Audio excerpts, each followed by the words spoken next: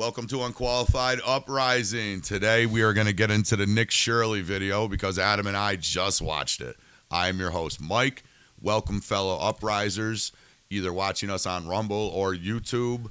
And yes, we are going to get into the Somalian fraud that Nick Shirley broke wide open. That CNN, ABC, Fox News is just starting, but usually the dinosaur media, just like usual, is not reporting on this at all.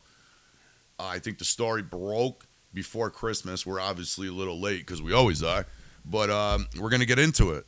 And believe it or not, I actually wrote notes. So fellow uprisers that have been with us from the start know that show prep is pretty much my kryptonite.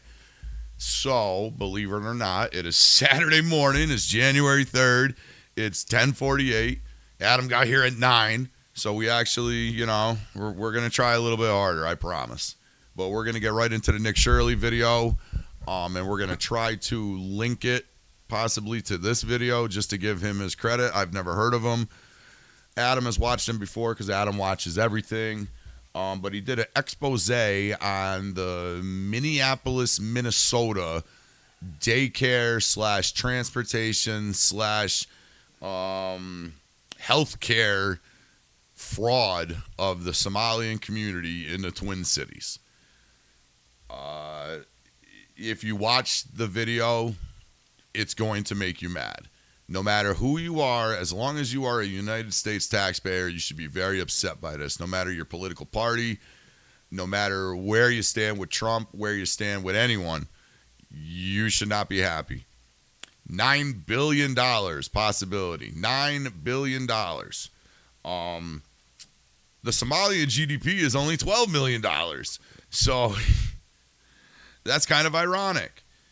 For those who haven't seen it, Nick Shirley looks like he's about a 6'2" tall white dude, kind of like surfer-esque, skater-esque hair.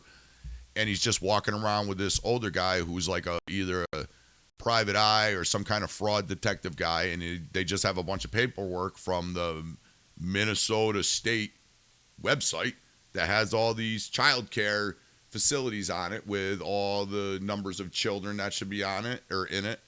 And all the money they have received from the government. So they show up at these places, and there's no children. There's no the windows are all blacked out. There's like literally blacked out with black paper. Nobody works there. If they work there, they don't have any information. If they have any information, they give Nick Shirley the information, and then they call the cops on him. It's eye-opening and terrifying. Infuriating. Infuriating is a good word. You don't want to generalize.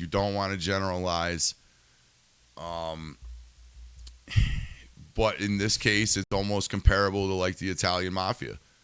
When they went after, when they got the Italian mafia, they weren't worried about offending the Italians. So this is like the Somalian mafia. So I don't understand why there's not RICO charges against everybody involved. But we'll get into that. But like I said, this Nick Shirley guy just literally walks around Minnesota, goes to all these Somalian, I think they're called enclaves, whatever they're called, where it's just a community of Somalians, and they don't let anyone in. It could be a community of anyone, and they don't let like law enforcement gets the cold shoulder. Any kind of outsider business gets the cold shoulder, et cetera, et cetera. So it's kind of hard to break into this nonsense. People might remember there was shit in New York with like Chinese police departments, where if you were Chinese, didn't speak any English, you would go to a specific building and they'd have like Chinese law enforcement with their own fucking laws, and they would go out and enforce laws. That story kind of got buried, but anyways, so Nick Shirley's walking around with this older guy. Nick Shirley looks probably to be in his 20s. The other guy looks to be in his, maybe late 60s, early 70s. And they're driving around with security, of course, because as Josh Hartnett told us or taught us in Black Hawk Down, sometimes the Somalians get a little bit violent. And I hate to generalize, but they are on the list. And the list that you speak of, the shithole country list. Yeah, I get you a golf clap. Now, a lot of people took offense when President Trump referred to these places as shithole countries. I have no problem with it because I don't live in any of these shithole countries, and I'm not adjacent to any of these shithole countries. And I don't have any problem with calling these shithole countries. It's not racist. It's not any kind of phobic of anyone. When your day consists of trying to literally survive, your country might not be the greatest, and it's not necessarily something you should be ashamed of, but you shouldn't be very proud of it. The Minnesota state flag has been changed to mimic more of a Somalian flag. If Somalia is so great, go back there. And you can't say that either. You cannot say things like this. Well, you can now, but you're not allowed to like say it in public or, say it in front of people. Like I guess it doesn't show correct decorum or whatever. But I'd like to see these people's travel reservations to Nigeria or Nambia or Ethiopia. You know what? My mom just turned 79. I think for her 80th birthday, her and I are going to go on an all-expense-paid trip to Tunisia. Tunisia. That sounds Tunisia. That sounds great. So not only will I get kidnapped, You'll get beheaded. I'll definitely get beheaded. They'll probably do horrible things with my mother. I hate to joke about this, but there's nothing wrong with saying these countries are would have been better if Trump just said they're undesirable countries. I don't understand the problem. No, because you'd probably get questioned, what makes them undesirable? Be more specific. The fact that you get murdered. The fact that you get murdered for being white, or murdered for being homosexual, or murdered for being a different kind of black. I know, fellow uprisers know, I watch everything from every country as much as I possibly can. Whether it be Al Jazeera, the London Times, African Today, all that, I watch as much as I possibly can from other countries because as much as the other countries are propaganda and state-run, they're better than America. So America is state. At least the other countries, it's state-run. America, they try to portray it as it's not state-run. But these countries are awful. You get beheaded. You get killed. They shoot you. They're warlordic places. They are literally gangs with Isuzu trucks with 50 cows mounted on the back, driving from village to village and raping and pillaging and doing atrocities across the continent of Africa. Yeah, I know that was a little much, but we don't want that shit here. This is not Mad Max. I know California and New York City are turning into Mad Max-esque places, but you need to, when you come here, you need to assimilate. I'll give you a little break on the language because I hear English is the hardest language to learn in the world. So I'll give you a little break on, you got to try.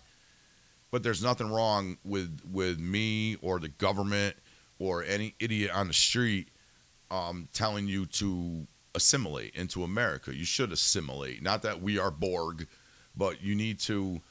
You left that behind. You left the raping and the pillaging and the murdering and the raiding of villages that are across the river. We don't do that here. I mean, we do it on a different scope. We go invade other countries and steal the shit. Like that's us. But we're powerful enough to do that. We have running water. We have indoor plumbing. A majority of these countries that I mentioned have nothing. Haiti gets destroyed every 4 or 5 years. There's a giant earthquake where hundreds of thousands of people die. What's the guy from Shark Tank? Kevin O'Leary? Yeah. Or is it just Kevin Leary? I think it's O'Leary. Okay. Kevin O'Leary is not building any data centers in Haiti. Amazon isn't setting up any distribution places in Haiti. These places have barely functional governments. And Barely functional societies.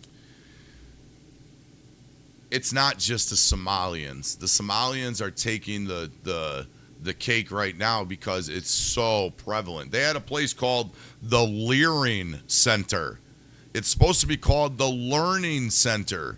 The fraud is so blatant they can't even spell the fucking sign right.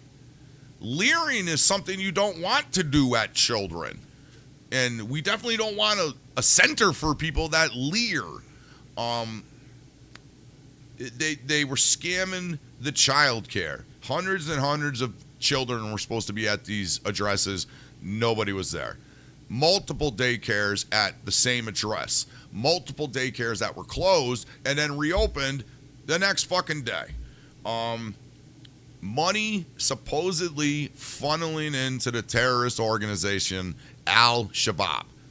Literally, the Black Hawk Down people. You like that Josh Hartnett reference back there? It's literally the guys who shot the fucking helicopters down, or an offset of them. It's somebody that's like parallel to them in the terrorist community. They're scamming with the transportation. They have transportation companies set up. Adam's ambulance. Mike's fucking rides to the dentist. So that's all scams. The healthcare. He found 14 healthcare companies in one building, went to another place, and there was 3 healthcare companies in one fucking office. Guess what? No one was offering healthcare to anybody. No matter if you spoke Farsi or not. It didn't matter. What? If you were white, you ain't getting health care from them. He kept going around saying, I want to get my little Joey into daycare. They kept telling him, no, little Joey can't be here. Little Joey can't be here. It's not a Joey spot. It's not a Joey spot. They were coming up and saying, we're scared of you, we're scared of you. They were approaching him saying they were scared of him because he was white. Let me tell you something. I'm scared of everybody. I don't care what color you are. I don't want to talk to anybody. I don't want to be around anybody. Get me into social situations, I'm fine, but I'd rather just chill by myself. I've always been, I grew up in the fucking woods with a handicapped sister. I've been alone a lot, so I'm fine with that. But you can't just you can't just be afraid of someone because of their color. That's one of the most racist things I've ever heard in my life. And of course, it's the Somalian woman screaming at this unimposing, dorky-looking white dude saying that she's scared of him. Now, that's borderline offensive. He found $111 million worth of supposed fraud in 2 days. Imagine if he had a week. The Leering Center. How stupid are you? How fucking stupid are you? I don't care if you're from Somalia. Spell the fucking words right. You're smart enough to get federal grants. You're smart enough to rip off Tim Walz for all this fucking money. And that's another thing we have to get into. He's a moron. And let me tell you, I know a lot about stuff, but I don't go around claiming I know everything. He don't know anything. He's dumb. And I mean, I'm kind of dumb. Everybody's kind of dumb in their own way. But man, he's really dumb. He would have been better off saying, I pay the Somalians for their vote. He would have been better off saying, I write Somalia a check and they give it to the terrorist organization and everyone over here votes for me. Because his excuses for this massive uncovering of fraud is to blame people like me and Adam and Nick Shirley, white guys. I don't know. And they keep calling him they keep calling him a fucking retard. My sister's mentally retarded. She would not make this mistake. They need to find another word for him because, like I said, my sister's mentally handicapped. or retarded if you want to have a little bit more curtness. She would know not to give the Somalians all this fucking money. She would know not to give anyone all this money. I keep saying Somalians because it's the Somalian community, but basically anyone shouldn't be allowed to do this ever. And if you go to another country, you should assimilate into that country. You came to that country. You are a guest. You need to respect their wishes. You need to try to make their culture part of your culture. Your job isn't to bring your culture with you, good or bad. You need to, listen, man.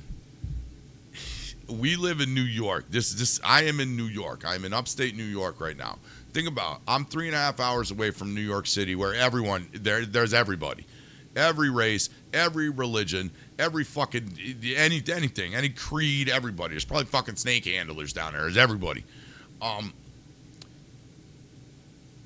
Just pretend like you like it here. If you don't like it here, just fucking pretend or go away.